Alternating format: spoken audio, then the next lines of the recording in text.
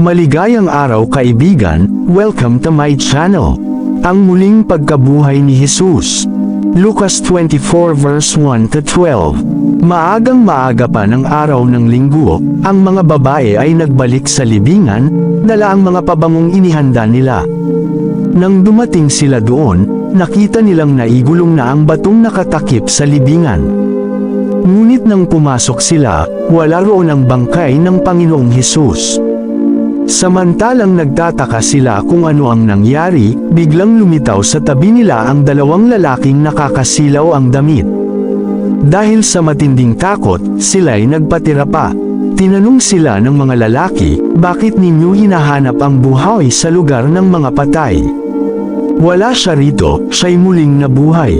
Alalahanin ninyo ang sinabi niya sa inyo nung nasa Galilea pa siya, ang anak ng tao ay kailangang ipagkanulo sa mga makasalanan at ipako sa krus, at sa ikatlong araw ay muling mabubuhay.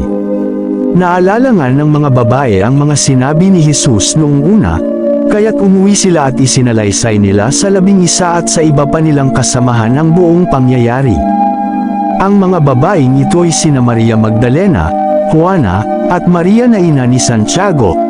Sila at ang iba pang mga babaeng kasama nila ang nagbalita sa mga apostol. Akala ng mga apostol ay kahibangan lamang ang kanilang sinasabi kaya ayaw nilang paniwalaan ang mga kababaihan. Ngunit tumayo si Pedro at patakbong nagpunta sa libingan. Yumuko siya, at pagtingin sa loob ay wala siyang nakita kundi ang mga telang lino na ipinambalot kay Jesus. Kaya't umuwi siyang nagtataka sa nangyari.